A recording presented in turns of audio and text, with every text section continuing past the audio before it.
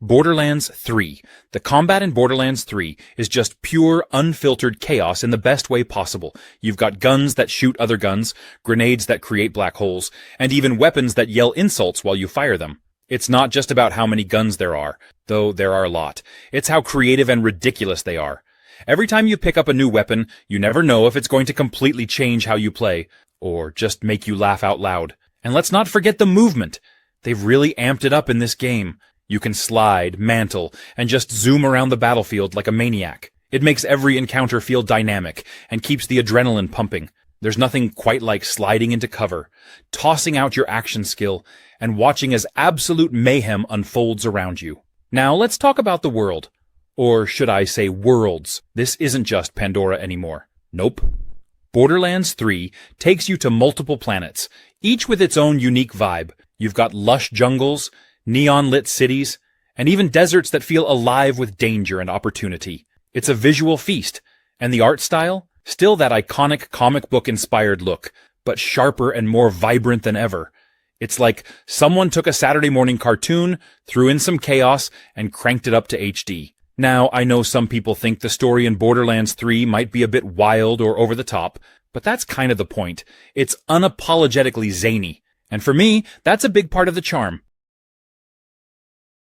Titanfall 2. If you haven't jumped into this game yet, you're in for a treat because it's one of those rare shooters that nails everything from movement to story. You're not just running and gunning here. Titanfall 2 turns you into a parkour expert with wall running, double jumping, and slides that let you weave through the battlefield like a pro. The controls are smooth, and once you get the hang of it, it's hard to go back to other games. The map designs are built around this movement too, encouraging you to think creatively about how to get from point A to point B. There's something so satisfying about stringing together a perfect series of moves to outmaneuver enemies, and every match feels like you're pulling off action movie stunts. And then there are the Titans. If you ever wanted to pilot a giant mech, Titanfall 2 makes that dream come true. The game balances your time between playing as a pilot, the fast, agile soldier, and then calling down your Titan, which adds this completely new layer to the gameplay. Titans are powerful, heavy-hitting, and give you this awesome sense of being a walking tank. But it's not just a button mash fest. Every Titan has unique abilities and weapons, so there's actually a good bit of strategy involved. One thing that really stands out in Titanfall 2 is the campaign. Now, I know campaigns in first-person shooters can sometimes feel like a warm-up for multiplayer, but here it's a full experience on its own. It's well-paced, exciting, and even throws in some surprises that keep things fresh. The Division 2. It's like someone took the best parts of a cover-based shooter, mashed them up with RPG elements, and then dropped it all into a beautifully detailed post-apocalyptic Washington, D.C. So the setup is simple. The world's gone sideways, and it's your job to bring some order to the chaos. You're an agent of the Division, a group of super-trained operatives trying to hold everything together. But honestly, the real fun isn't in saving the day. It's in exploring, strategizing, and slowly building yourself into an unstoppable force of nature. The game is all about cover-based strategy here. Running into a fight, guns blazing? Yeah, good luck with that. Instead, you're ducking behind cars, flanking enemies, and figuring out how to use your gadgets to outsmart the other side. And those gadgets? Absolute lifesavers. Turrets, drones, seeker mines. You've got a whole arsenal of futuristic toys to mess with, and they're all ridiculously fun to use. The enemies aren't just bullet sponges either. They're smart. They'll flank you, use cover, and coordinate to take you down. There's a real sense of satisfaction when you clear an area because you earned it. Every firefight feels intense and rewarding, especially when you're playing with friends. Speaking of which, co-op is where this game truly shines. Rolling into a mission with your squad, calling out targets and covering each other's backs. It's peak teamwork. Plus, there's something hilarious about your buddy panicking over the comms while you're casually tossing a healing grenade their way. Prince of Persia: The Lost Crown. A game that feels like a love letter to the roots of the series while bringing something fresh and bold to the table. Movement feels like a dance, fluid, fast-paced, and incredibly rewarding when you string it all together. Sargon isn't just your run-of-the-mill protagonist. He's equipped with an arsenal of moves that make traversal and combat a treat. Whether you're wall running, dodging traps, or leaping across massive gaps, there's a rhythm to it that feels so satisfying. And then there's the combat. Let me tell you, it's not just about hacking and slashing your way through enemies. Every encounter demands strategy. You'll have to master dodges, parries, and combos to succeed. Enemies aren't pushovers. They're smart, they're tough, and they'll make you think on your feet. But that's part of the fun, right? When you finally take down a tricky foe after figuring out their patterns, it's such a rush. One thing that stands out about The Lost Crown is how it balances exploration and combat. The world is layered with secrets and challenges that encourage you to look beyond the obvious. It's not just about moving from point A to point B. It's about figuring out how to get there, what's hidden along the way, and how to overcome obstacles that aren't always straightforward. The game constantly rewards curiosity, and every time you uncover something new, it feels like a win. Speaking of obstacles, the puzzles in this game are no joke. They're clever, varied, and so satisfying to solve. The Order 1886. I know it got mixed reviews when it came out, but honestly, I think it's super underrated. It's like every single thing from the cobblestone streets to the smoke-filled taverns feels alive. You can really see how much love went into building that world. The steampunk vibe is also really cool. You've got this mix of old-school Victorian aesthetic with futuristic tech, like those crazy weapons that Nikola Tesla himself designed. The thermite rifle, for example, is just so satisfying to use. You shoot clouds of thermite at enemies, and then light it up with a flare, setting everything ablaze. It's so over the top, but in the best way possible. And the story? It's actually pretty engaging. You're part of this ancient order of knights tasked with keeping the peace in London, but things get real complicated, especially with the introduction of half-breeds, like werewolves, and other supernatural threats. Plus, the way it blends history with fantasy, that was a fun twist for me. Sir Galahad, the main character, has this gruff, no-nonsense attitude that really pulls you into the whole mystery and intrigue of the game.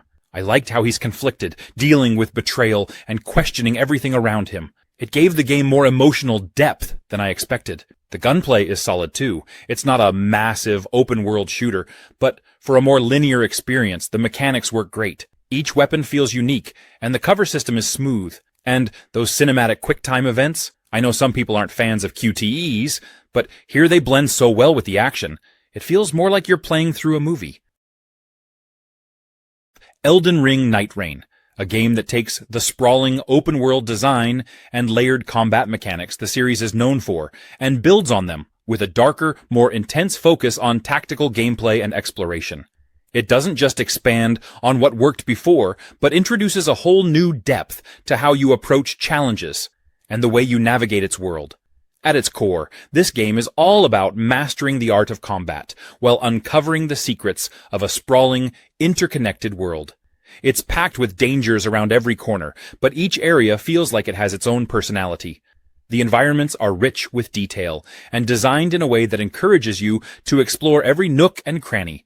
From hidden pathways to unexpected encounters, there's always something to keep you on your toes.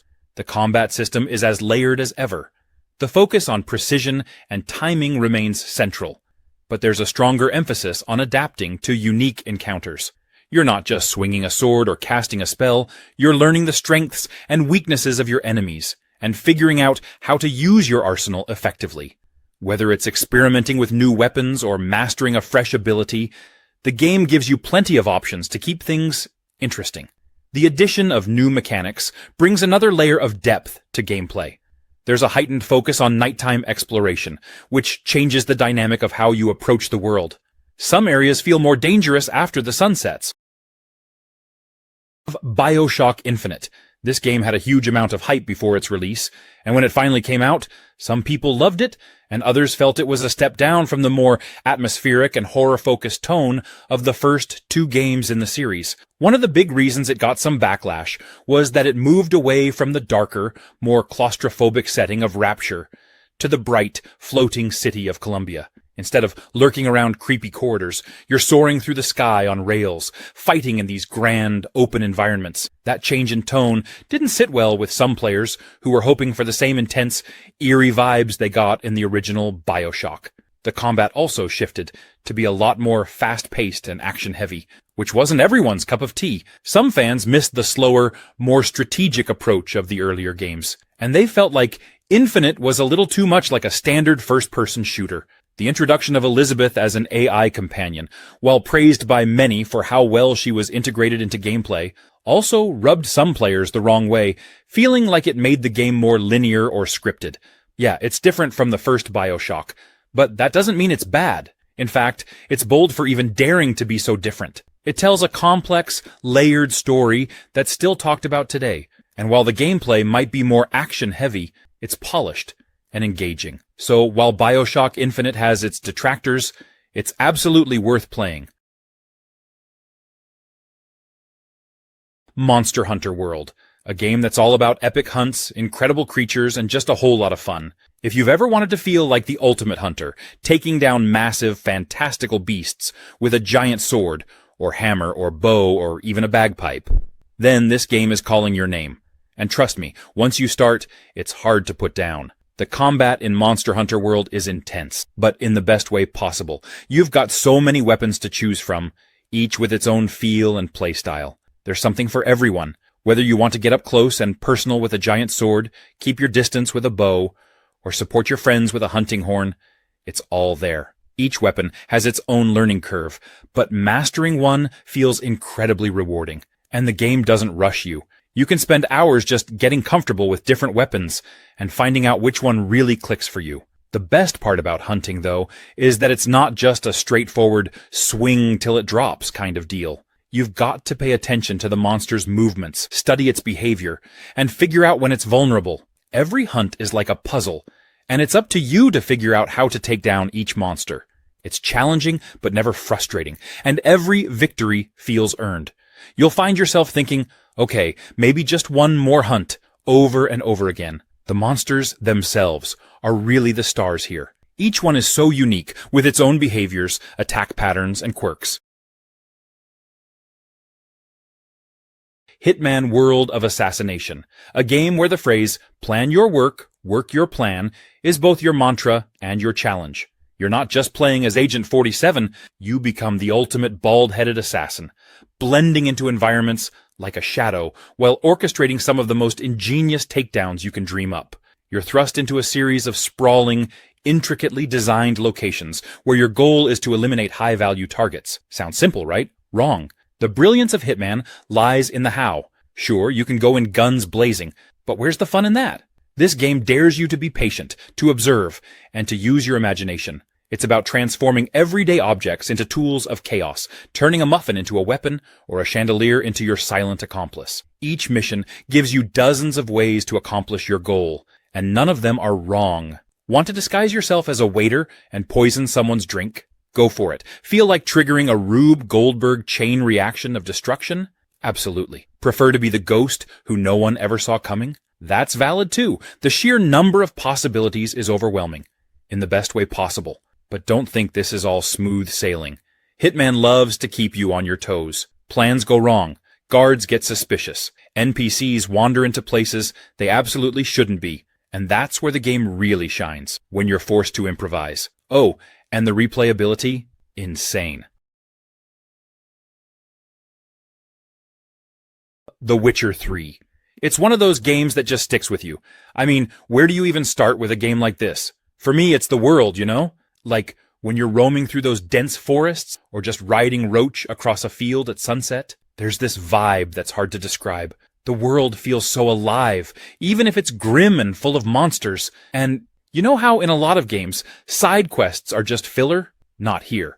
The Witcher 3's side quests feel just as important as the main story, if not sometimes more interesting.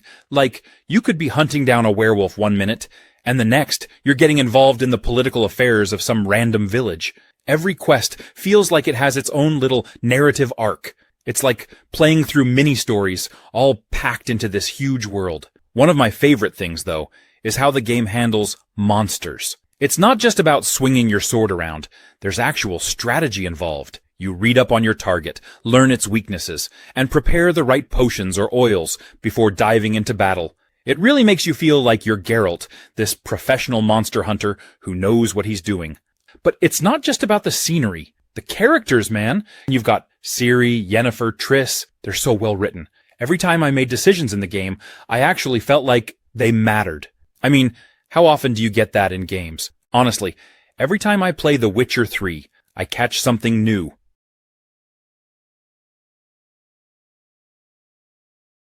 Final Fantasy VII Remake. This game took one of the most iconic RPGs of all time and flipped it in the best way possible. It was a love letter to fans of the original, while also introducing a whole new generation to the world of Final Fantasy VII. Honestly, it not winning Game of the Year still feels like a bit of a robbery. First off, the remake was more than just a visual upgrade. Yes, the graphics were jaw-dropping. Midgar looked absolutely incredible, from the towering structures of Shinra to the gritty streets of the slums. But it was the way they expanded the story that really stood out. Characters like Biggs, Wedge, and Jesse, who were barely more than side characters in the original, suddenly had fleshed-out backstories and personalities. It made you care about them in a way you just couldn't before, which made certain story moments hit even harder. The combat was another huge change. Gone were the strict turn-based mechanics, replaced with this hybrid system that mixed action and strategy. You could hack and slash through enemies in real time, but still slow things down to issue commands, use spells, or unleash limit breaks. It was the perfect blend of old and new, catering to both fans of traditional JRPGs and those who preferred more modern action RPG mechanics. Another reason it might have missed out on Game of the Year is that 2020 was a crazy year for games. The Last of Us Part 2 took home the big prize, and while that game had its own controversies, it was a narrative and technical powerhouse. Uncharted, The Lost Legacy. Right off the bat, you can tell that The Lost Legacy is something special. It has all the cinematic action we expect from Uncharted, but this time, it's not Nathan Drake who's running the show. Instead, we've got Chloe, who's smart, witty, and honestly, she brings her own unique charm to the game. One thing that makes The Lost Legacy really stand out is its pacing. It's a shorter game compared to other Uncharted titles, but I think that actually works in its favor.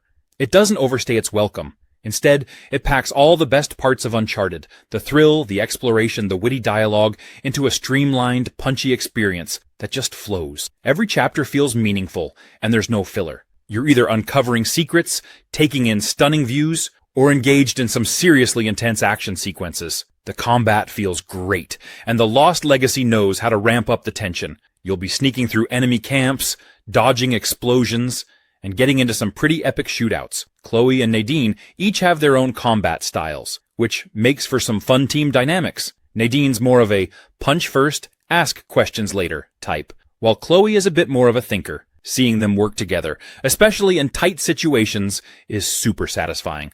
You can tell that Naughty Dog put a lot of effort into building their relationship. It's not all friendship and warm fuzzies.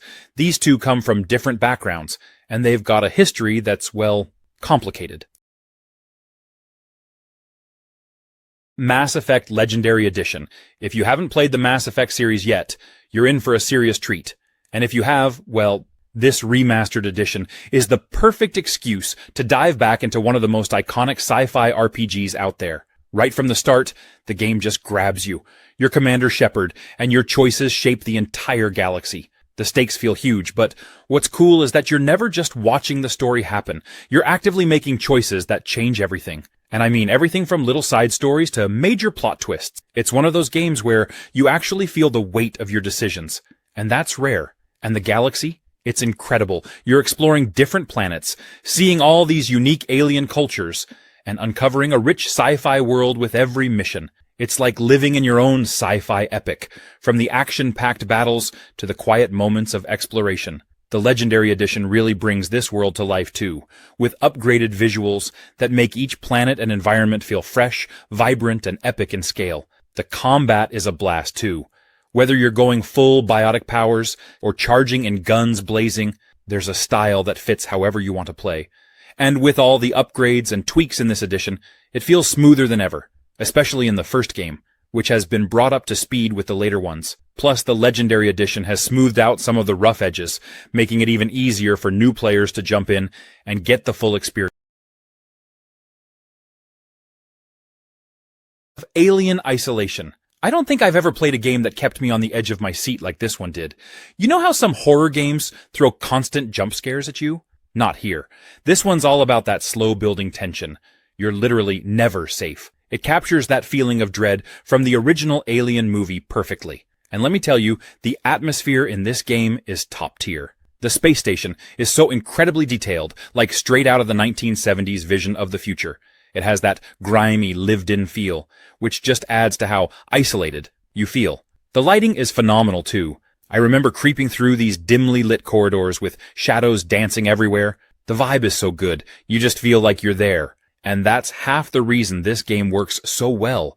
It makes you feel like you're in constant danger. I think one of the coolest things is that the xenomorph isn't the only thing you have to worry about. There's other stuff happening on the station, and it really creates this sense that the world is alive. Well, maybe not alive, but dangerous. I won't spoil anything, but let's just say, some of the other encounters are almost as tense as dealing with the alien itself. Alien isolation isn't for everyone. If you don't like slower-paced games or being super stressed the whole time, maybe it's not your thing. But if you're someone who loves a good atmospheric challenge, and you appreciate a game that doesn't treat you like a kid, you're in for a treat. There's something incredibly satisfying about surviving an encounter with the alien. Fallout 4. This game is all about exploring a massive, post-apocalyptic world filled with adventure, surprises, and the freedom to forge your own story. Right from the start, you're stepping into a world that feels alive. Well, as alive as a wasteland can be. You emerge into this beautifully ruined version of Boston, and there's this sense of mystery about what happened, who survived, and how you'll carve out your place in it. One of the best parts about Fallout 4 is just how much freedom you have. Want to be a hero, saving settlements and helping people out? Go for it. Prefer to be more of a lone wanderer, exploring every nook and cranny at your own pace? You can totally do that too. The game really lets you make those decisions, and watch as the world reacts to you, which makes it feel super personal. And the combat, super satisfying. You can target specific body parts on enemies, which gives battles a bit of a strategic twist. Whether you're up against raiders, mutated creatures, or robots, every fight keeps you on your toes. And the weapon variety is massive. You can go from a simple pipe pistol to a full-blown laser rifle. Whatever fits your style. Plus, there's so much to discover. Every abandoned shack, rusted-out car, and hidden bunker has a story. Whether it's in the form of an old journal, a skeleton in an odd place, or a stash of supplies that makes you wonder who left it behind. Fallout 4 is full of these tiny details that make the world feel rich and layered, like you're uncovering secrets at every turn. Stray. When I first saw this game, I thought it was just going to be a charming little game where you play as a cat, exploring a futuristic city. But as I spent more time with it, I discovered it's so much more than that. It's like stepping into an emotional adventure through the eyes of a stray cat navigating a post-apocalyptic world. First off, being a cat in a video game feels surprisingly freeing. There's something deeply satisfying about hopping across rooftops, squeezing through tight spaces, and knocking over random objects just for the fun of it. The game nails the physicality of a cat.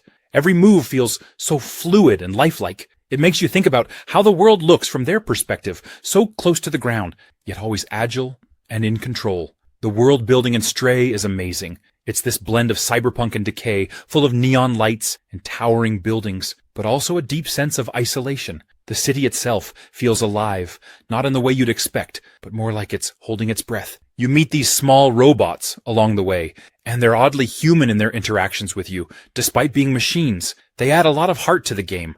There's a sense of community among them, and you can't help but feel drawn into their lives. The story unravels slowly, but it's layered with meaning. It touches on themes of companionship, survival, and hope in a broken world. The bond you develop with the small drone B-12 is touching in a way I didn't expect. It's funny how a game about a cat, without any dialogue from the main character, can be this emotional. Outlast 2. The game is a wild, terrifying ride from start to finish. It takes the creepy factor and dials it up so high you're constantly on edge.